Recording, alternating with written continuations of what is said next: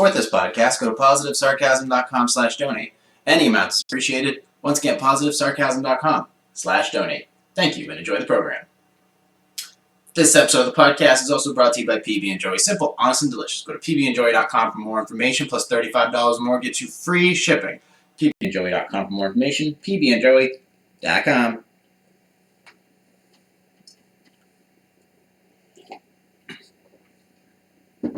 Streaming live from the Spare Parts Studios, Jay here, positivesarcasm.com, on YouTube Live, and on Facebook.com/POSSarcasm. What happened to Twitch? I don't know. What the fuck you want me to do? There's just nothing going on over there. Happy Christmas, everybody. Happy Hanukkah, everybody. How's everybody doing? Thank you to everybody who, thank you for the presents and the gift cards and the letters and the kind words and the cease and desist letters. I mean, thank you everybody who had input this year, and even if you had something to say that I kind of just took, crumpled it up and threw it in the fucking trash. At least there is some attention being paid to it, and this is honestly, this is the most fun year and the most challenging year I've had, whether it comes to podcasting, whether it's been video editing, and then just planning in general. And then some of the work that I've done on the side has been the most satisfying. But I guess that's how I want to start off the podcast. And of course, it's Thursday. I know I'm a day late. It was Christmas. What do you want me to do? It's goddamn Christmas! So the idea is that I did want to get in it. I mean, it's like freaking, what is it, like 7 o'clock? I don't know what's going on. I got 5 watches and I still can't keep track of time. What's the matter with me?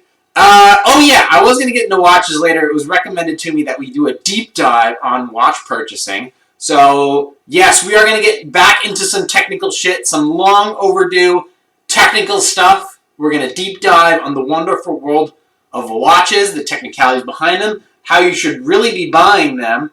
And yeah, we'll get into that a little bit later.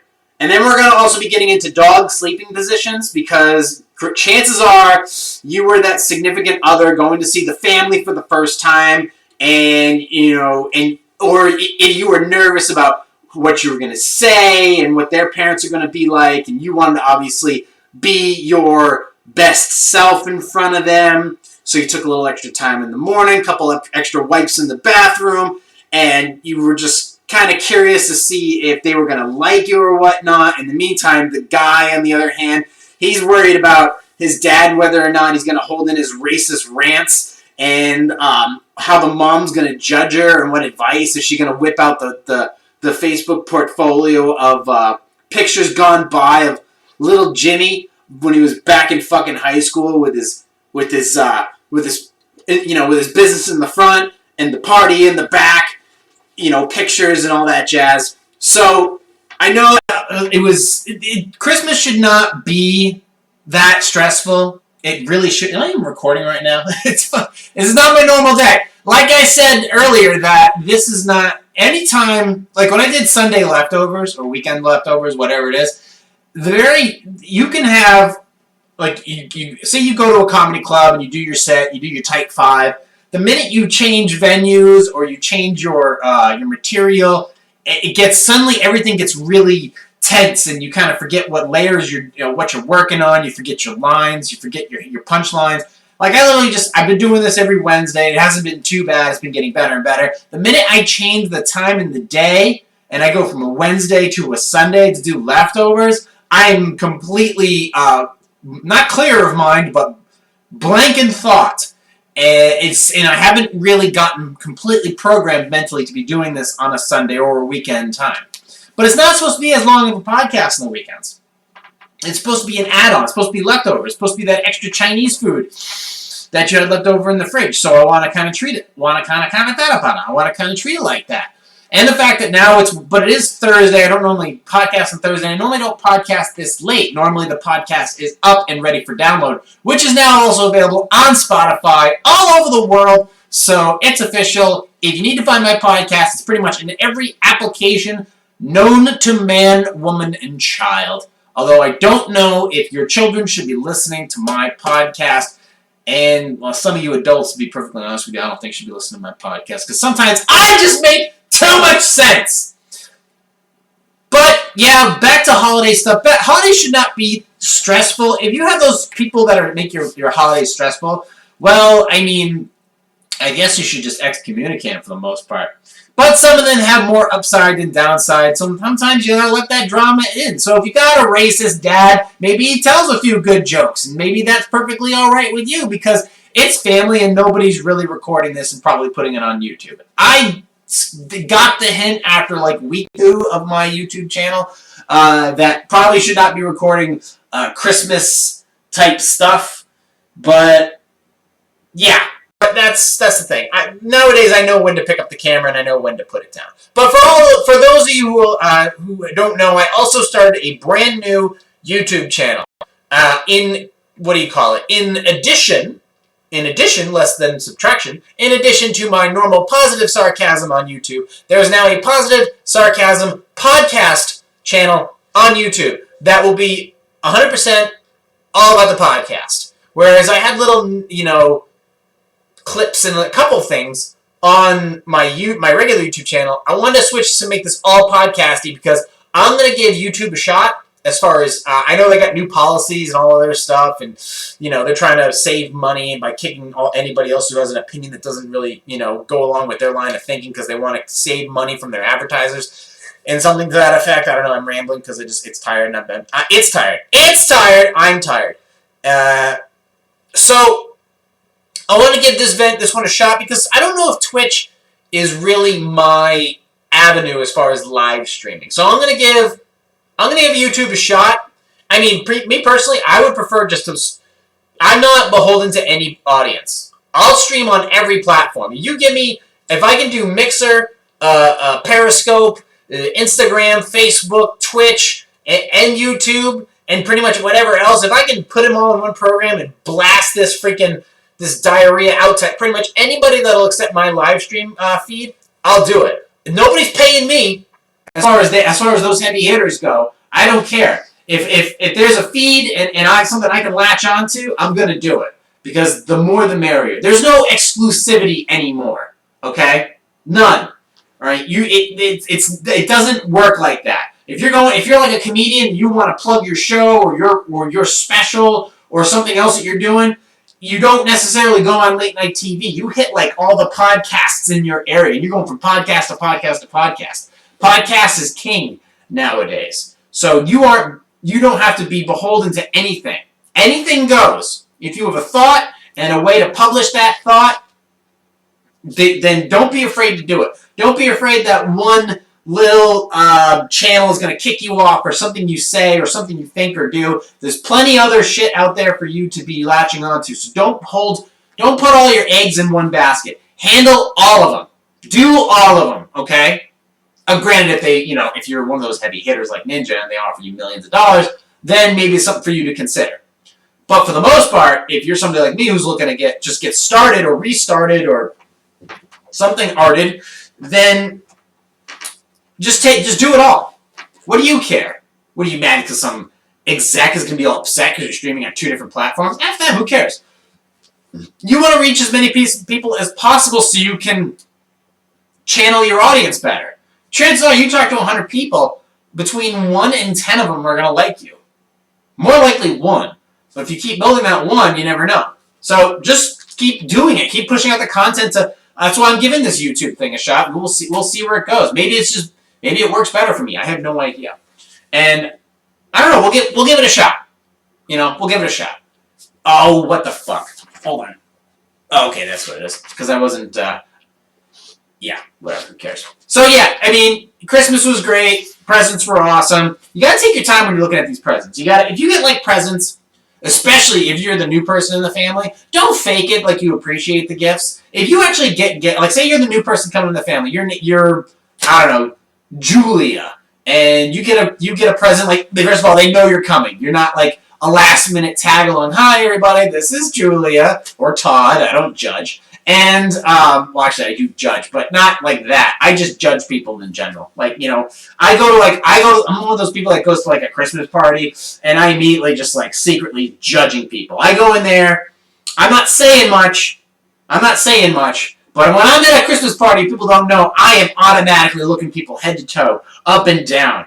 Looking at this one guy here, it's like, look at that dude. He's got a hernia shaped like a bag of fucking pretzels that he just ate. You're checking out all the recent divorcees that are in there right now, looking all pretty, or at least trying to. Got their blue, little puffy shirt, or that's all, fake silk, satin, or silk that they pulled from TJ Maxx about 2 days prior to the vacation that they're trying to squeeze in because they got, so they're trying to do that, all that shit, because they're trying to look interested. They want people to remember them. Oh, yeah, remember Kelly? Yeah, she's here. She was there. Yeah, she was the one in the blue. She lost weight. I think she did. That whore! So the idea is that you're looking at these people. You're normally judging the dudes because the dudes look like train wrecks because they're pale. They're too busy outside chopping wood, taking care of the kids, making sure all the shit is taken care of and all the lights in the tree are working properly and all that stuff. So they're completely all paled out. The girls are all trying to clean up and stuff like that. In the meantime, I'm like piercing through the middle of them. I'm the snow piercer. I'm going in there, fucking guns are hanging out of my medium t-shirt, my hair's up and high, I'm playing bartender, you're looking at everybody, well, that me, sweetheart, you're shaking the thing, and like you're pretending like you know what you're doing, and you're just studying everybody. You're looking at those divorcees, you're looking at those dudes that are 2 Christmases away from death, alright? You're staying away from the woman who's obviously on the hunt, who's like the cougar of the family. Everybody, stay away from, stay away from Kara. She's on the prowl, if you get what I drift in. Yeah, lady, with your fucking wine breath. All right, stay with me. There's nothing worse than wine breath. Because normally, if a woman's got high amounts of wine breath, it usually precedes the gingivitis that is to come. So you have to be careful with that, especially if it's a red wine drinker. The red wine drinker, you can normally tell they hit the Starbucks at around 2 p.m., and then by about 4 p.m., the red wine starts to hit their system. That's kind of how they work. The Moscato, that's all-day rosé, okay? That's what they are. The rosé, Moscato girls, they're completely different. They're popping Moscato. If they're not working, which they generally aren't, because, let's face it, they can't hold down a steady job. So they're bored housewives, so they're generally hitting the Moscato, too, because they need something sweet in their lives, because their husband is fucking sour as shit. So the idea is that they're hitting the Moscato because they need some sugar in their lives because they're not getting it from their husband's pudding pop.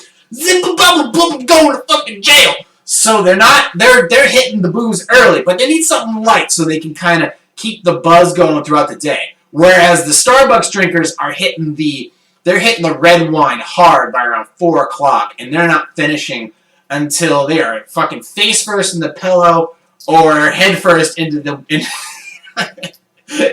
headboard.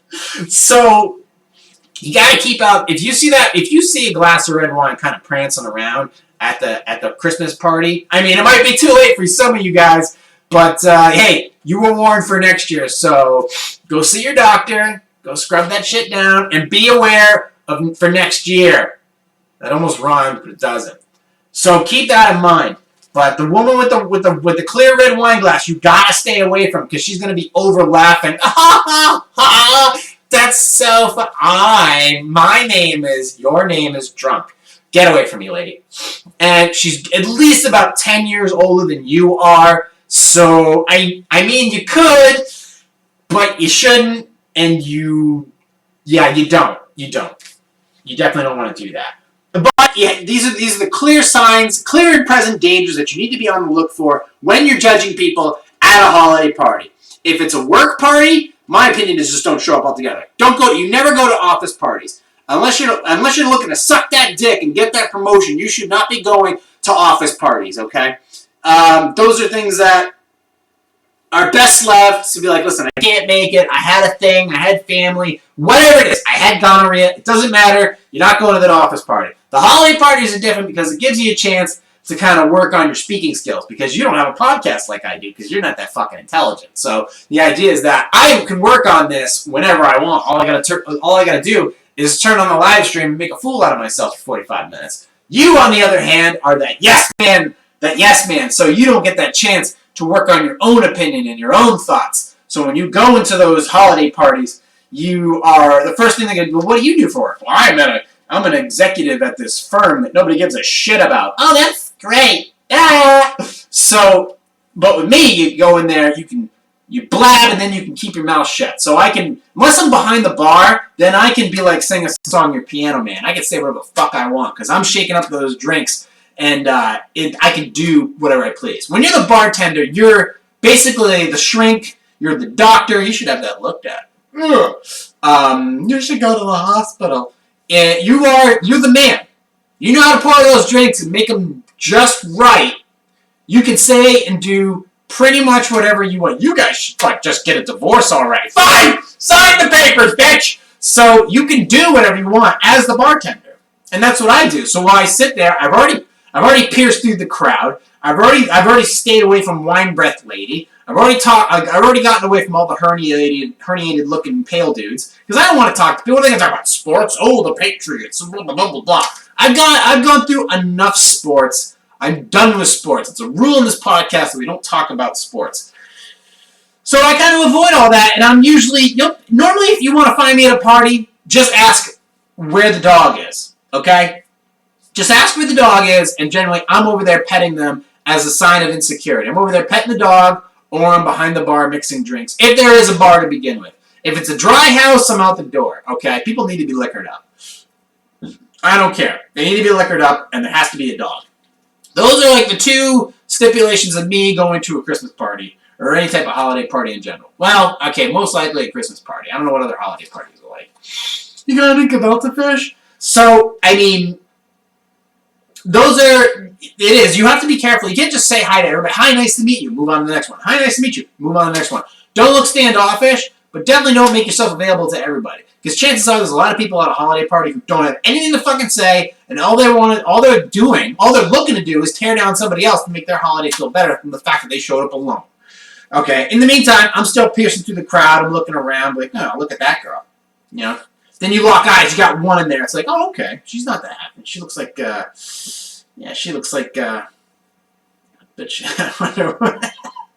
I wonder what her chin looks like turtled up inside her neck while her legs are up in the air in the missionary position. So, anyways, the fact is you are scoping out. There's usually one person there you're keeping your eyes on. It's like, oh, that's a new sleeve of tattoos. That looks nice. I wonder what trauma she's been through lately to get that. So, these random thoughts are popping through your head while you're going through these Christmas parties. Because normally, most of the time, you don't know any of these people. And in my opinion, just going in there like a grunt and just opening fire on everybody. Hey, I'm here. The party's here. No, that to me is fucking annoying. I'm very much reserved until I feel like I've earned my place or I've earned my usefulness at a party. In that case, I let it fly. It is tough though, because holidays are stressful. The food should never suck. The company should never suck. There should be times for silence, in my opinion, especially during Christmas. There should be times of complete friggin' silence where nobody's saying anything. And I don't mean like after a full comatose meal where you just ate so much food that you need to pass out for about 45 minutes. And nothing worse than showing up to a Christmas party. Everybody's fucking sick.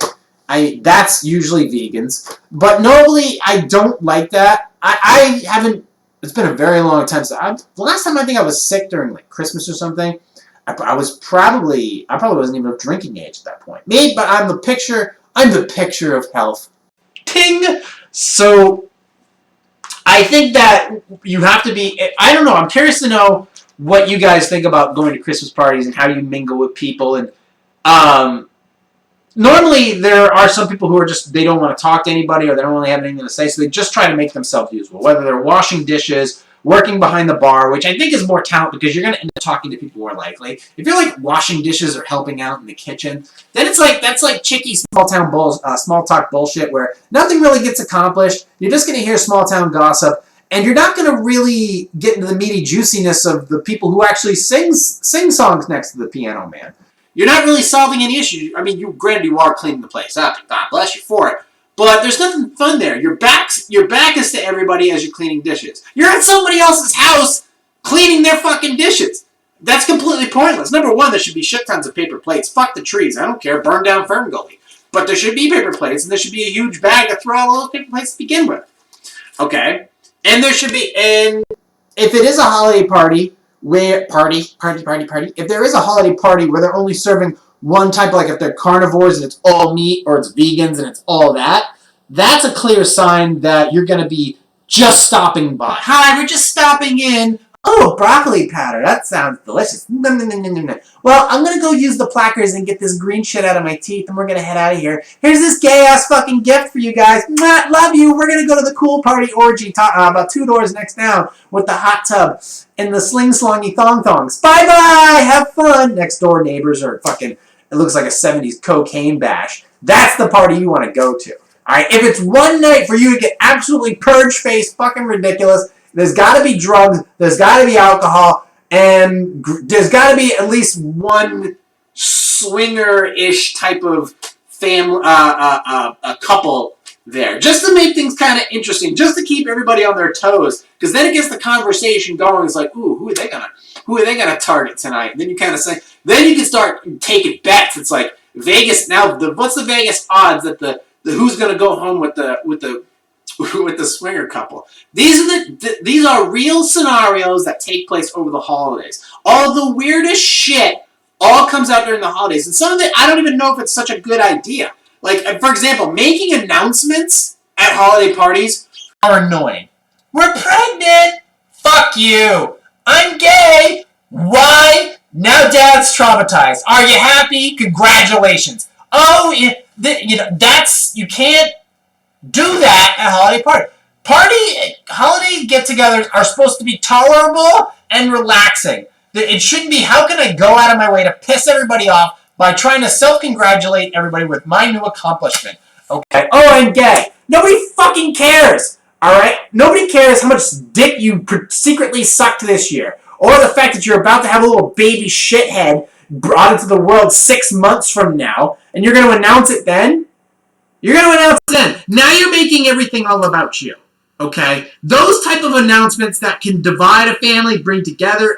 No, we're not here to bring together families for the holidays. We're here to eat food, drink booze, and keep your goddamn mouth shut. So if you're there to come out of the closet, if you're there to say you're pregnant, make the announcements for the holidays. Or wait till afterwards, especially if you're going to break up with somebody. Oh, Steven and I aren't together. We're not seeing each other anymore. We just needed some time apart, and it looks like we're going to be gone for good. Yeah, save that shit. Save the Christmas layoffs, per se, until after the cake's been served, the tree's been burnt out back, and everybody's crying. Leave that shit for after the holidays. Or maybe, no, definitely after, okay? Make it at least to the new year. If you're going to dump somebody before the new year or before Valentine's Day, that's fine. Save it until after Christmas. It has to be after Christmas. There should be absolutely no bombshells. Oh, I got the new job. Nobody gives a shit, Frank. Fuck you. You work at a lumber yard. Ooh, you're getting 10 cents more an hour. Nobody gives a shit. Fuck off, Frank. So you don't need to be making those big announcements. It should just be like, hey, what's going on? What do you want to drink? You want something to drink? That's great. Oh, no, it's... Or, I quit drinking. Or if you're an alcoholic, that's another thing. Nobody likes the alcoholic at the holiday party. That one's no fun to me, because it's like, I've made that mistake before, and I felt bad about it. But, you don't need to be like, oh, he doesn't drink. Just don't say you're an alcoholic. Just be like, I don't drink. I'm not much of a drinker. Oh, I've been clean 6 months. Hey, congratulations. Now you're making the Christmas party about you again. Yeah. Like I said, nobody even gives a shit about that part, that stuff. Okay? And if you're co-parenting, whoa, look the fuck out. All right? Now you've got to deal with the traveling bullshit. You got the 5 Christmas type of theory. Well, who's going to pick, who's going to pick up Sasha? Are you okay? What time? Okay, are you going to be there at 3 o'clock? Because we're going to have dinner at this time. It's like, well, no. Why does everything always have to be about you? Okay, we were going to have dinner at 3 o'clock, and so if you could maybe, he can have breakfast there, and he can open up his fine, calm. No, because then it's like, that shit shouldn't be, hey, go here or go there. If the kid's got a fucking car, let the kid drive where he wants. Who gives a shit? But as far as that co-parenting, because mommy and daddy got divorced 6 months prior, so now dad's living in a fucking trailer park, and mommy took over the house because that's generally how it ends up. And she's dating some Latin 26-year-old. That's a stereotype, but still. The idea is that that split up, and now you guys are gonna argue over Christmas about what time little fucking Lucifer 12-year-old is gonna be at one place and then get transported to another place so he can eat dinner here, and he's gonna get fat. He's gonna get fat again, eat dinner here. And there's a lot of guilt trips in that shit. So let him let him split it up. I don't know. Figure it fucking out. Figure it out. Don't make it stressful. There's so much bullshit that takes place during the holidays that drives me fucking bananas. Bananas!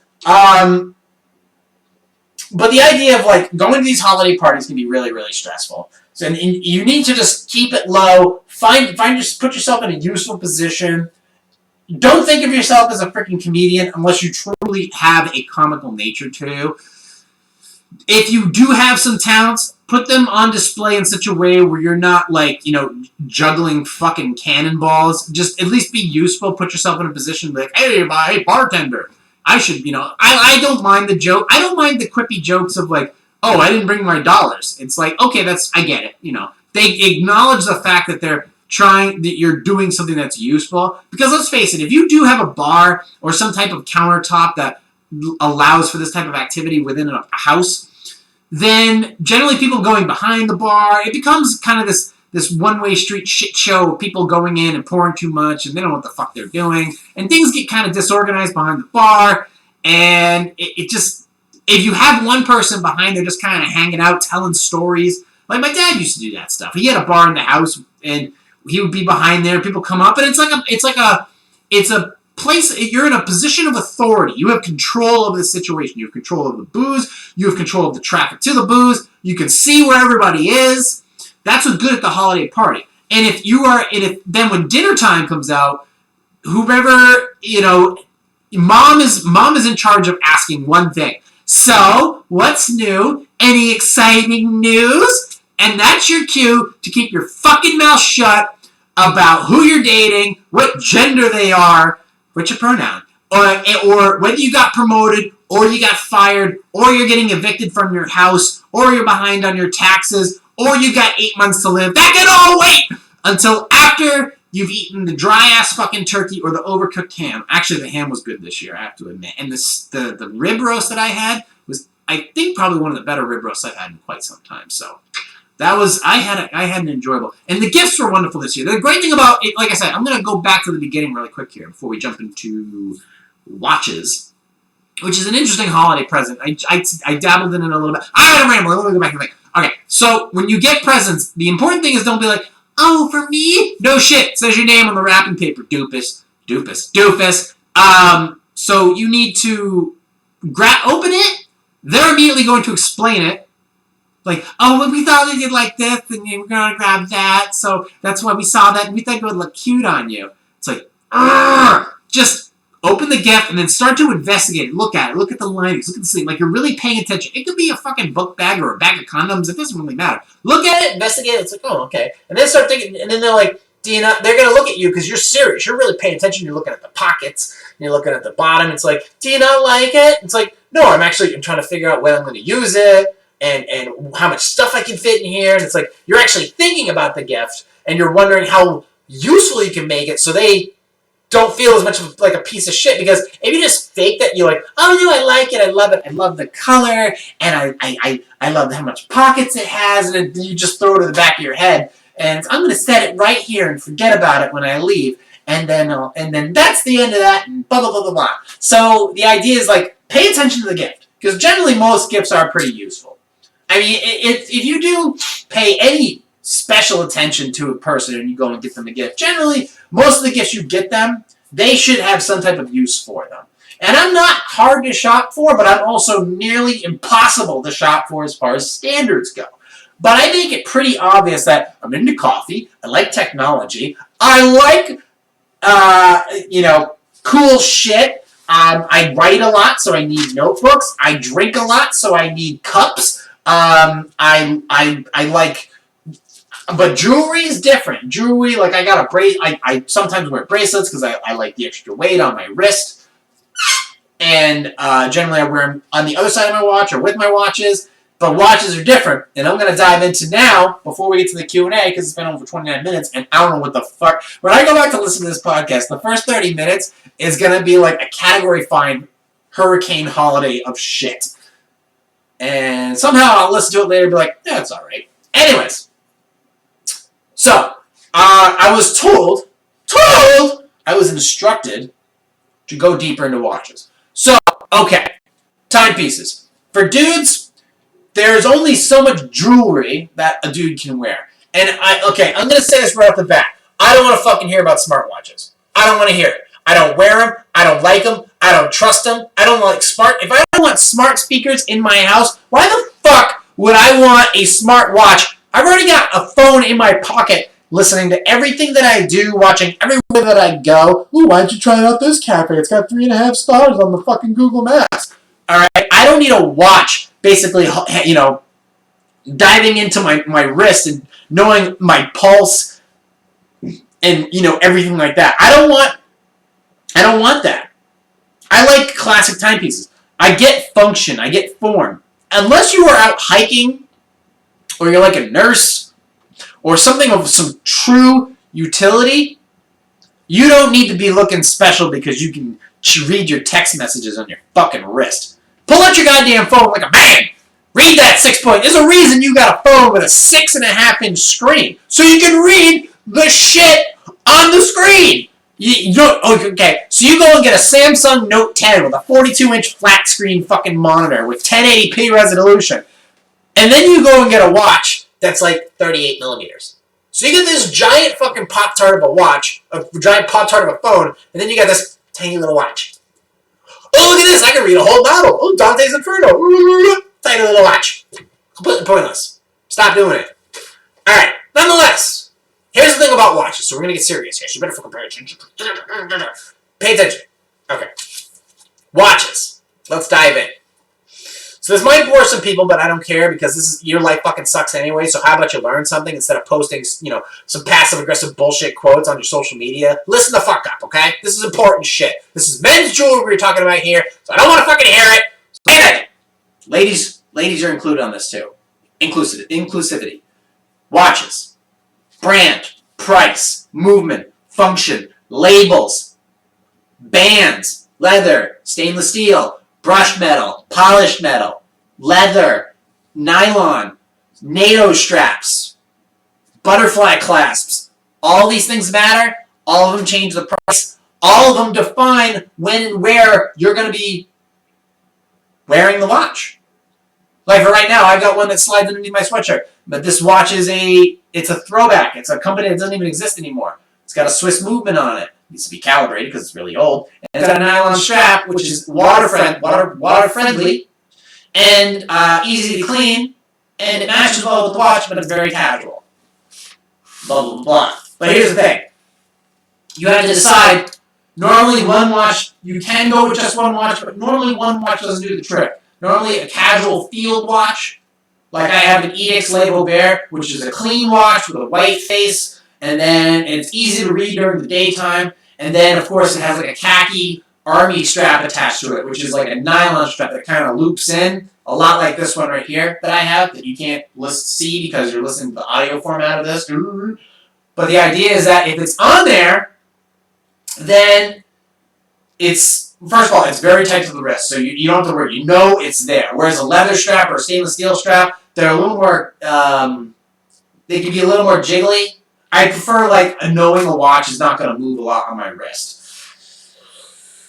So, as far as your strap goes, you normally 2 watches do the trick. So if you have, like, a stainless steel band and, like, a leather band you can get you can do casual with a leather band, and you can do formal or dressy or business with a leather band, but you can also do casual, depending upon the face type. You'll know it when you see it. If it's more aggressive, generally it's going to be more casual or sporty or racing. Racing, it's like chronograph or whatnot. But okay. You'll know it when you see it. Now, if you are wearing a dressy watch, an important thing about a dressy watch is it has to slide under your sleeve. So if you hold your arm out, the watch will slide out from the sleeve so you can tell the time. And then when you contract your arm, the watch will immediately be small enough to slide back into your sleeve. Okay? Because if you wear too big of a watch, too bulky of a watch, it will bunch up the sleeve and you'll look like a fucking doofus. All right, it has to be uniform to your body, in and out. People will know you're wearing a watch because they'll be able to see. They'll be able to see the bracelet underneath your wrist. They'll know, and you'll know that you're wearing a watch. The important thing is that you know. You know that you're wearing a watch. You know that you're not missing anything. It's like a piece of jewelry. It's like my mom. She wears her fucking menorah or whatever around her chest, her Star of David. And without that, to me, that's like her fucking Zola. She has to have that around the neck or she'll completely break down and be able to function throughout the day. So you have to have it. Like, I have to have my watch wherever I'm going, whatever I'm doing. Even when I'm working out. Normally I don't work out with a watch on, but I have a specific watch that I do. So, okay, formal dress, durable, aquatic, casual, gay? Oh, gaudy. Sorry. I have terrible writing. Gaudy, which is like a Bulova with like a shitload of diamonds on it. Who are we kidding? One diamond at the most. Smartwatches, no. Colorful, like a blue watch, blue leather, blue rubber. If you're like, if you're into swimming or something like that. You have a retro look. Like I have a watch it's very small. It has a tiny face, like 32 millimeters. Very, very tiny. It's like the size of my thumb. That slide. It's perfect for dressy. Whether you're wearing brown dress clothes or you're wearing green dress clothes or all black or mixtures, it works perfectly with every single one. Price points are also important too, and also quality of builds are most important as well. For example, your movements. The two movements that, if you're buying a watch, normally companies like Fossil, Guess, Armatron, anything basically from JCPenney's. Not that I'm not going to JCPenney. I like their clothes. They got great fucking t-shirts. But for the most part, if you go into the watch section of JCPenney's or Sears or Walmart, you're going to get a shit watch. It's not going to be real gold. It's not going to be real silver. It's going to be crappy stainless steel from some mainland China destination where they still eat dogs. So that's a shit watch. It's going to break. It's not going to look that good. It's too bulky in the metal. It's not a clean enough face. It doesn't really tell time that well. And it's not a confident looking watch. And you don't want somebody asking you, hey, what brand is that? And then you reply to them, fucking some stupid company. You want a brand that's like, oh, you can at least give us an origin story of the brand. And if it's Swiss is one thing. Now, Japanese movements are strong movements, but the problem with a lot of companies nowadays, especially Bulova, who used to be a USA brand, built in the USA, movements in the USA, now everything's Chinese or shitty Japanese versions. Most of the Bulovas you buy nowadays are like, it's all Chinese. The metals are Chinese, the movements are Chinese, the glass that is that's covering your, that's another thing. Mineral crystal or crystal sapphire. Mineral crystal will scratch, and over time your watch will be unreadable and it will not look as pretty. If you can get sapphire crystal, anytime you can get that, and it'll say it when you go and buy online. Jama Shop, Ashford, World of Watches, it'll tell you what type of glass is on top of the watch. And every time, you should always, always, always purchase sapphire. Whatever it is, scratch-resistant sapphire. As long as it says sapphire, you're in good shape. If it says mineral crystal or plastic, you can't buy it. Now, generally, if you are getting a sapphire face, if you're getting a sapphire glass on top of the label, most of the time, the rest of the watch is of a strong build quality with a strong Japanese movement or a Swiss label, which is also very important. Swiss labels and Swiss movements are very different.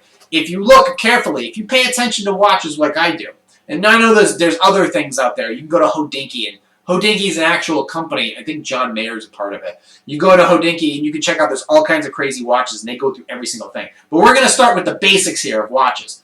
There's Japanese movements, and then there's Swiss movements. However, Japanese movements, generally, it doesn't say Japanese movement on the label of the watch. You look at the bottom where the number 6 is, you look right underneath that, and it'll say JAPN movement, or it'll say Swiss movement, or it'll say Swiss made. Japanese movement means it's got a Japanese movement, which means it's the quartz, the thing with the battery, or the actual natural movement, whether it's a wind up or it's got the anvil in the back, which means when you move your wrist, it's perpetual motion, so the watch just can run. The watch can actually run without a battery. So as long as you keep moving the watch, if you move it once, it'll go for like 48 hours. Some of them will go for months. If it's a wind-up, that's classic. Wind-ups are classics. So you got to constantly wind it, but it's still cool. and they last forever. Quartz it requires a battery, and you have to change them out every 1 or 2 years, depending upon the size of the movement. Chronographs just mean that you can use there's a built-in stopwatch in it. Chronographs are great. Generally, if you're like a big fan of Le Mans racing or French racing or whatever, generally chronographs have those 2 extra buttons on the side there that they're for racing. It's pretty cool. Submariners generally you wear on the opposite hand because the crown, which is the little button on the outside of the watch, is on the other side. So okay, that's another thing. Depending upon where the crown is, that little button where you change the time on it, that has to aim out at all times. So if you have a Submariner watch, generally the crown is on the other side, so you wear it on your right hand. That's just a thing to note. I have a Nixon Red October. That's another thing. So, that being said, the crown always on the outside. Now the label's another thing. If it says Swiss movement, that means the watch can be made in Japan, but the Swiss movement, the actual movement inside the watch, the quartz movement, is made or inspected, the vast majority of it, in Switzerland. For the most part. There's been arguments about this. There's a full article about it, I think on Watchblog or something, about that whole process. But for the most part, just take the generic thought in mind that if it says Swiss movement, it's got a Swiss movement or Ronda movement from Switzerland that's been put in there. If it says Swiss made, that means that the vast majority of the actual watch, the metal, the crystal, the watch band, maybe not the watch band, but most of the actual watch itself and the movement were made or inspected in Switzerland. Okay? And that drives the price up. Okay? Once you move from China to Japan, the price goes up. Once you move from Japan to Switzerland, the price goes up even more. And then once you make a Swiss movement to a Swiss-made watch, the price goes up even more. And then there are companies like Christopher Ward that used to be a British watch with a Swiss label in it. That price goes up. There are Italian watches out there. Price goes up. Germany, made in Germany, price goes up. Okay, and there are all companies out there too that they're made in Detroit. Price goes up. Then you have the bands. The bands are important too, depending upon what your thing is. If you're wearing it to work or if you're wearing it to the beach. Most watches are waterproof nowadays, so it's not really a thing to worry about. They're usually good to at least 50 feet. 50 feet, if you're diving, unless you're really, really diving and you're going to check out the giant squid, 50 feet is pretty decent. It's just the amount of pressure the watch can take before the seal around the bottom opens up and the water rushes in and ruins it. Taking a breath. That being said, what was I thinking? Yeah, so my opinion, you should always be buying a watch that says Swiss made where the number 6 is. So where the number 6 is on the watch for 6 o'clock, obviously, check where it says that. If it says Swiss movement or Swiss made is the best way to go. There's a lot of companies out there that do it, but here's the thing: Swiss movement, Swiss made, and always with a sapphire crystal face. Okay, so the face will not get scratched up. You've got a strong movement that'll last for years, and you've got a stronger build quality for the watch. You don't want a nice-looking watch that shits out after a couple of years and you throw it away. You don't want to waste your money on this shit. It's fucking important. Jewelry for dudes should be a permanent thing. You have it, you have it for life. Okay? The other thing to note is that the bands, they can put on a really nice Swiss watch. The way they'll try to cut the price is give you a nice Swiss watch, and they'll give you a shitty band, a shitty Chinese leather band. So what you do is you score that nice watch with the shitty band, get rid of the shitty band, and go buy a custom band. You can go and buy NATO straps. Look them up. Look up NATO, NATO straps, and that will look good on pretty much any watch that you own. And you just have to check out how big. You can look by millimeter how big the actual watch, you can measure it, how big the actual watch band needs to be, and they're like between 10 and 20 bucks. If you're going to go and buy custom metal bands, a good one, like a German one that's polished or brushed, will cost you around 60. So these are things to keep in mind when you're buying a watch. Now, you can go to Macy's and look at these watches, but you're going to be paying double, if not triple the price for that. And you shouldn't be doing that. You should be saving your money. You should not be spending $400 a watch unless it's a $1,200 watch that you're spending $1,200 on, or $400 on. So you go to places like Jama Shop, which have a large wholesale of watches. Good companies too. Vacherin Constant, Frederick Constant, Movado, Edic Le Vaubert. What else? Hamilton watches, U-boat watches. These are all strong brands. Even Hublot, but there's all kinds. There's all kinds you can look at, and you don't have to spend a lot of money. You can start. You can start with nice watches. You can start in the $100 range. You just have to look at the watch. Look at the type of watch that you're trying to find. Okay, what your function is, and then start from there. And then look at your price range. But make sure that those points that I made, the label, the glass, the movement. Once you start going from quartz movement to no battery movement, the price goes up. That's another thing to keep in mind, because replacing the battery, it's one thing, but when you have when it's a natural movement, a wrist movement, then it's going to be completely different. So that being said, you need to take those little things into account. You can email me if you want. I own 5 active watches. I have 5 watches in circulation right now. One is a wind-up movement. The other 4 are quartz. They're all Swiss movements, and most of them are Swiss made. This one, there's one the watch. It's got a German metal band though, so it's like Swiss and German. Still cool, but it's an American company. It's an American company with a Swiss movement and German metal band. Yeah, German metal, Rammstein. So these are the other things. So crown direction, if it's a Submariner, that happens to be the case. So watch. Your band's going to be leather, poly, metal, nylon. The rubber straps, actually, I'm not against anymore. I used to not be a fan of them, but I see they have more of a utility type of, like Nixon, they have a lot of their watches, they come with American rubber straps. So you're buying an American brand with an American strap and a Swiss movement with a crystal sapphire face, and sometimes those go on sale. You save a lot of money. You don't have to spend thousands of dollars on a watch. You can get decent watches for between $100 and $200. And then, as the years go on, you slowly add to that collection of watches. Okay? These are important things to consider, because when you're wearing jewelry, you don't want it to look stupid. You want it to look natural, and you put it on, and it makes you look more confident. It's like, hey, I like my watch. I like my shoes, because another thing with shoes, too. Shoes should always be leather. They should never be fucking plastic. Never, always, you can tell when you go and buy a watch. First of all, you can see it, and you can smell it. Because ones that have a synthetic upper as opposed to a leather upper, a lot of times if it's the cheaper the shoe is, the more it has an odor to it. It'll smell like friggin' gasoline. It's another thing it's legit. It will, because the polish they put on top of it is very, very strong. So always go with a leather upper shoe. So you have nice looking shoes with a nice pair of pants or jeans and a nice watch, and you put that together, and that's what a real man should look like. Okay, in my opinion. As far as like what a lady, it depends. She could have two-tone, so gold and silver. She can have a leather strap if she's working out. That's another thing. If she does have a smartwatch, you want her to get rid of that rubber strap and maybe get something with like a leather band or whatever.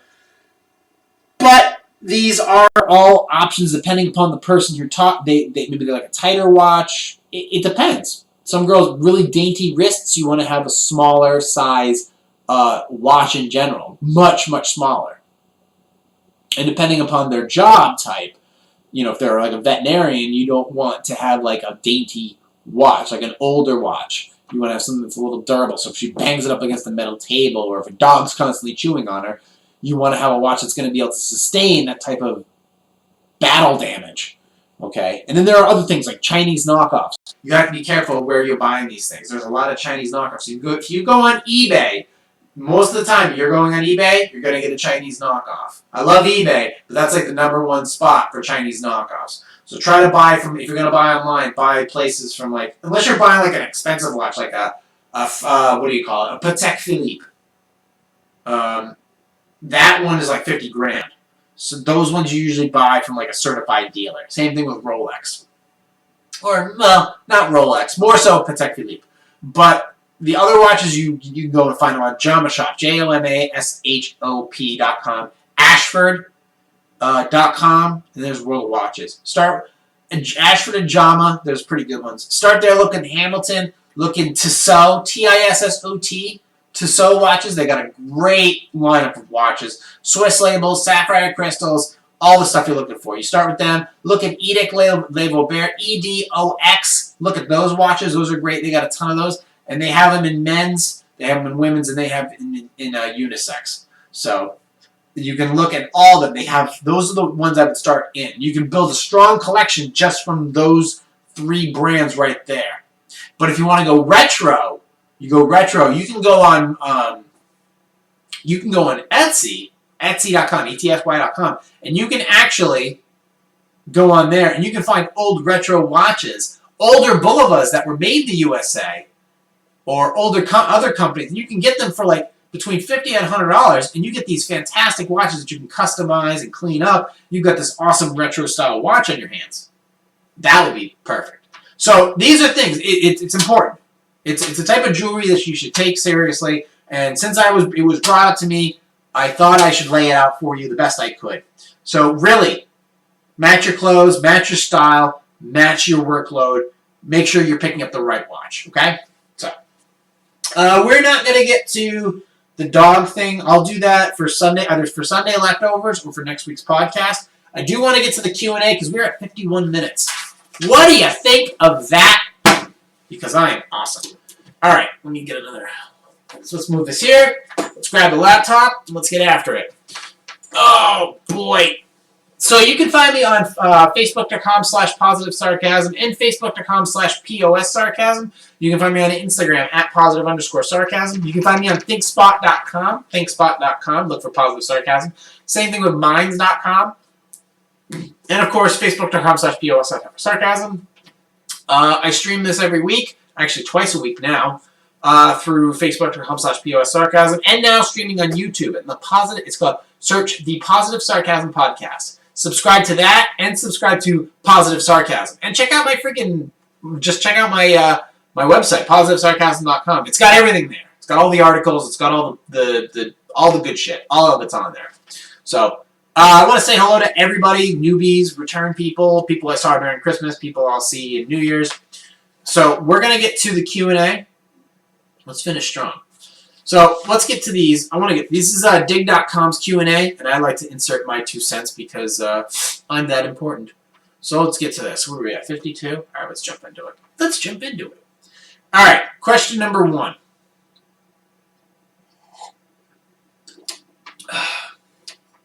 Can I ask my Jewish neighbors to get their kids to pretend to believe in Santa in front of my kids? Our kids, 4 and 6, have really gotten close to our neighbors' kids who are 5-year-old twins. The family is Jewish, and we are big Santa people at my house. Obviously, they are not. None of them has said anything about Santa not being real. I think their parents are careful about that. But would it be incredibly rude to ask their parents to tell their kids to play along a bit? I just don't want our kids to say, "What did Santa bring you?" and hear nothing. I think it would be confusing and upsetting for them, but I don't want it to be rude or insensitive. Yeah, you just, no. Don't do it. Keep your mouth shut. Fucking, don't be perpetuating myths anyways, okay? What did Santa bring you? Shut up. Okay? I don't want to hear this shit. They're Jewish. That's the end of it. You don't need to be going out there and telling that family how to live their life. That's called individualism. You don't need to be going, hey, excuse me, Jewish people, can you do me a favor and not ruin my fucking kids' Christmas? Thanks, I'd be really appreciate it. They don't give a shit. They don't care about you at all. Don't be doing that. All right, your kids need to learn early, in some way, shape, or form, that there are other people that they either don't celebrate Christmas or they don't believe in the giant pile of bullshit that there's actually a big fat guy who flies around and does breaking and entering all night and can do it to approximately 7 billion people. So I don't think it's of your responsibility to go over there and be like, hey, can your kids play along? And let's face it, even though I came from a Jewish family, I thought there was like a Santa Claus to 5 or 6. I kind of knew something was up at an early age, but I kind of just play along with it. I don't give a shit. I'm a materialistic guy, so I just really wanted to just get my fucking presents at that point. I'm still into presents. I like being given free shit. Don't get me wrong, but the idea is that you can't. You really can't. I mean, you could. Technically, you could be like, hey, kids, don't fuck this up for us. But the idea is that you can't be going there and doing that. And first of all, let's just say if you did. Let's just say you did. If I was the parents, the Jewish parents, I would just go and I would actually go over there and tell your kids that I would go and tell your kids that Santa's not real, just to let you know fucking how it is. All right, you shouldn't be making demands of that for people because let's face it, if those kids don't get to have a Christmas, then well, then first of all they get Hanukkah. Hanukkah's cool. There's nothing wrong. Don't be talking shit about Hanukkah. But this is a pretty self-explanatory one. There's no real rant to this one. It's just that, no, it's not. You can't be going over there. It's rude. I don't know if it's anti-Semitic. I just think it's douchey. I wouldn't call racism on this. It's just douchey. Okay? Because you're making your kids believing something that isn't real. So you don't need to be telling other kids in the neighborhood to play along. All right? Because they're eventually going to figure it out. You're eventually going to... First of all you do from age 1 to like age 7 is lie to your kids anyways. Okay? And eventually they figure out that it's all bullshit, especially the Santa thing. So whenever they find out that Santa isn't real, fine, the jig is up. You tried the best you could. Now you move along with it and be like, yeah, we lied to you. What are you going to do about it? We learn. My parents lied to me all the time. They still lie to me. I don't believe a fucking word that comes out of my mother's mouth. Moving on to the next article because that one was wasteful. All right. Let's do I want to do this one? Let's see. There's that one. It might be talking about a lot of stuff giving children non-beach themed Christmas orders. I don't give a shit about that one. Okay, here's my mother. I'm not obligated to go to every event she invites me to. Should I keep spending? Yes, this one. Okay. Fucking kids that are still living in their parents' basements. How can I convince my mother that I'm not obligated to go to every event she invites me to?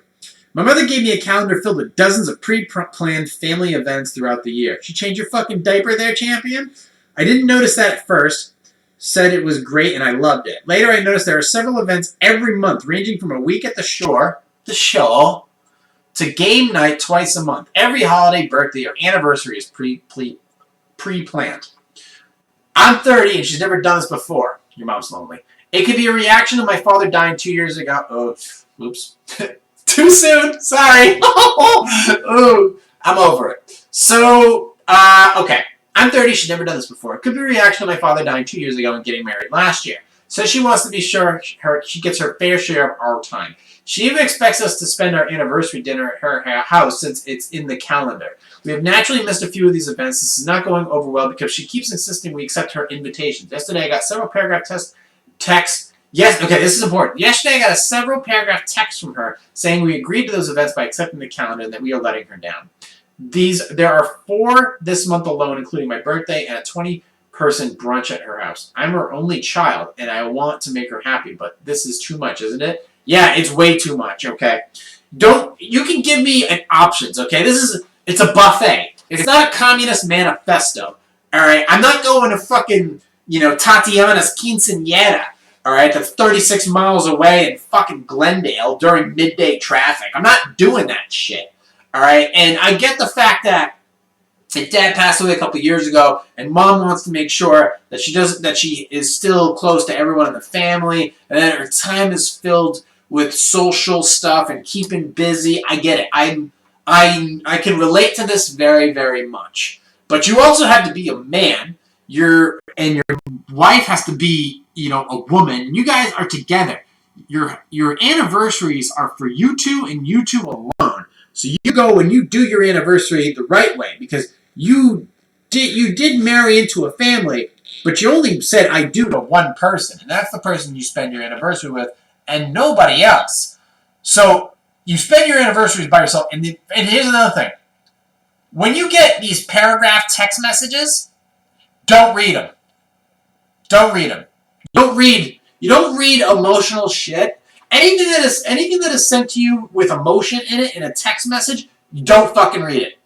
Okay? It's lazy. It's a lazy way to keep a relationship together, and it shouldn't be read, and that will teach them a fucking lesson. If they don't get the lesson, then you don't either are those people. Okay? There are some technologies that should not be used to keep a relationship together, and that is text messages. Text messages should be quick, concise, and to the point. Okay? They shouldn't be used for spite or love or conveyance of guilt trips. It's just not how and that's the one thing that pisses me off.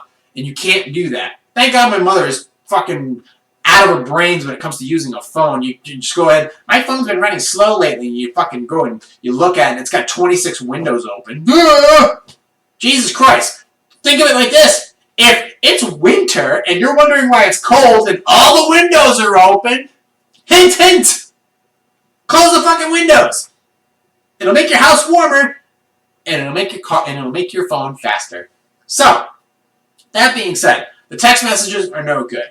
The calendar, no, this is not a verbal agreement like you signed up for Facebook and all of a sudden you have to abide by this shit. That's not how this works. The calendar is there so that you can pick and choose from the buffet what you have time for, what you're not going, yeah, we're not going to that.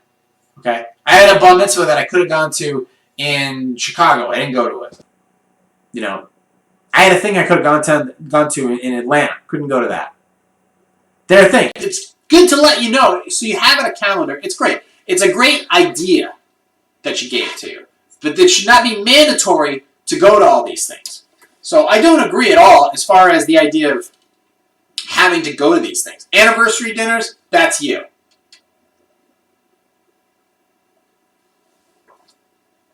So, yeah, there's nothing wrong with you missing some of these events. I don't like the idea of feeling guilty. I feel guilty about plenty of shit in my life. But I don't like the idea of feeling guilty just 24/7 with this stuff. I want to feel guilty for the right reasons, and I don't think this is it. You know, feeling guilty, like if you show up to an event and you're feeling guilty because if you didn't show up, that's just not comfortable. I want to go and do stuff because I want to do stuff, not because I feel guilty. And it sucks, I get it. Your mom is dealing with... When family members deal with losses, this is kind of the things where they kind of tighten their grips on the people that used to be very close to them and now are independent. You can't. You can't. You have to make it... You are 30 and you're married. So it's very important that you not all of a sudden go back into the womb, basically. You have to be your own man. You don't live in the basement. We have too many of those people out there right now, and you can't be abiding by every single thing in the calendar. So, my thoughts to you are, make it clear, and not via text message, that, because I've said this before, back the fuck off. Alright? They get the hint, because nobody can control you. Nobody can truly control you, unless you're divorced and you're paying huge amounts of alimony, but besides that. Alright, let's see. This is fucking creepy. Should I always... Okay. This is going to be... Is this going to be the last one? Okay, well, I'll answer this one really quickly. Is it excellent to arrive at a party 15 minutes early? No, it's unacceptable. Don't do it. Last one. Should I keep spending time... alone? I'm going to word this very carefully. Should I keep spending time alone with my sister-in-law, whom I've always had a crush on?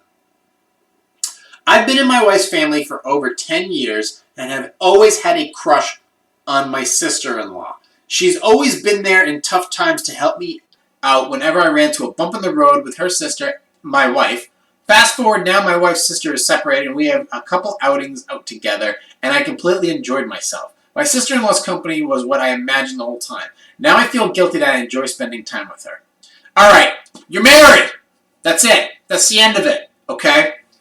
This little thing, first of all, if you had a crush on her, then fine, you married the wrong girl.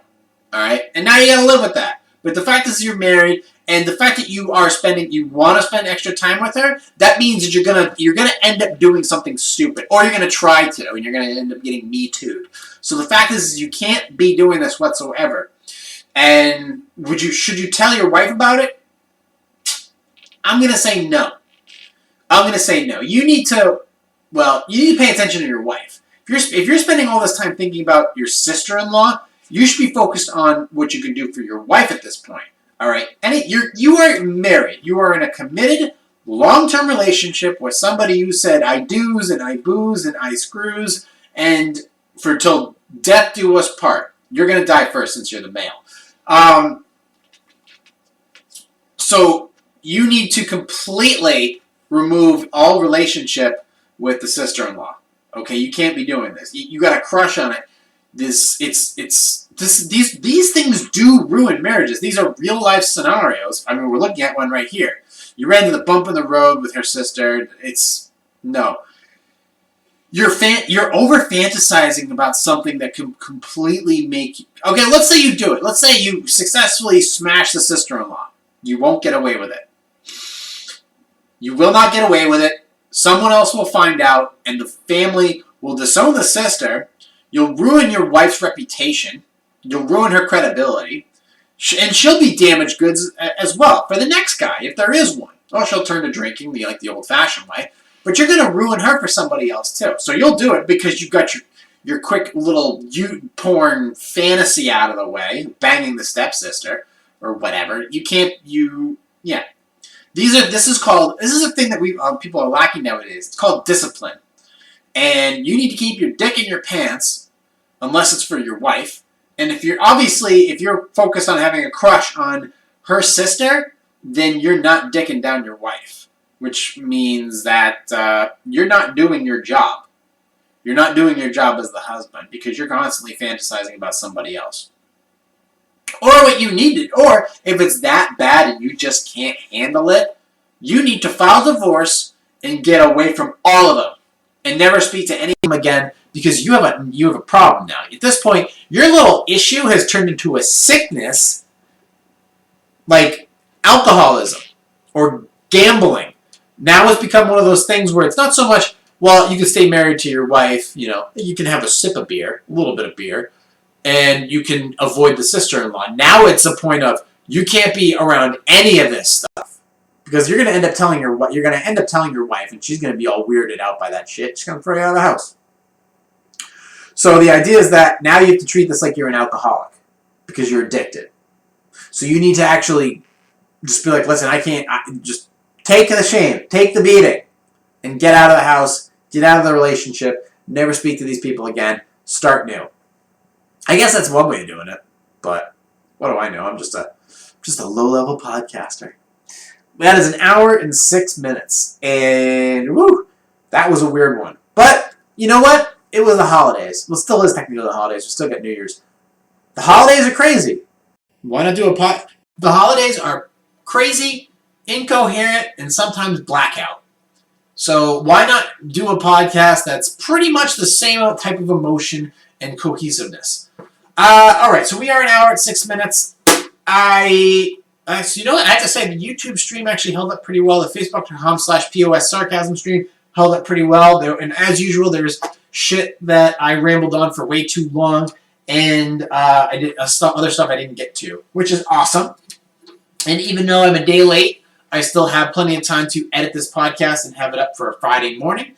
And then I will probably do a Saturday afternoon podcast for weekend leftovers and have that up. And then the next time you'll hear from me after that will be January 1st, 2020. Get your New Year's resolution. You should have started them already.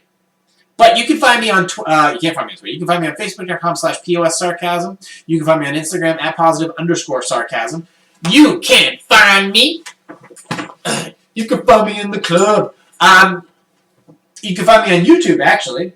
Just go to Positive Sarcasm Podcast. You can also find me at positivesarcasm.com. You can check out my articles, my YouTube stuff, my movie reviews, and pretty much whatever. But if you have questions, comments, suggestions, you can email me directly. If you want to support the podcast, go to positivesarcasm.com/donate. If you want to use the Robinhood app and get yourself a free stock, use my link in the Robinhood thing. I'll get a free stock, and you'll get a free stock, and it'll cost you nothing, which means you donate to the podcast, and you get a little bit of extra coin yourself. And if you want to use the Cash App, use my link at positivesarcasm.com/donate. Use the Cash App. That'll give me a few extra bucks, and you'll have your free app. So that's the one way to do it. If you have questions, comments, posing music that you need cut for you for your bodybuilding show, you just go to positivesarcasm.com and go to the contact section. Send me all any information there. Questions, comments, concerns, Q&A. Send me all that information. And if you want to be a guest on the podcast or sip coffee that I'm sipping, you can just email me directly and just put in the subject podcast. I have a nice casting couch to the left of me and a guest chair with a sign-in waiver onto the right of me. So if you got something to say that's interesting, feel free to bring it up and I might consider it. So, we are at 1 hour and 9, and we are done.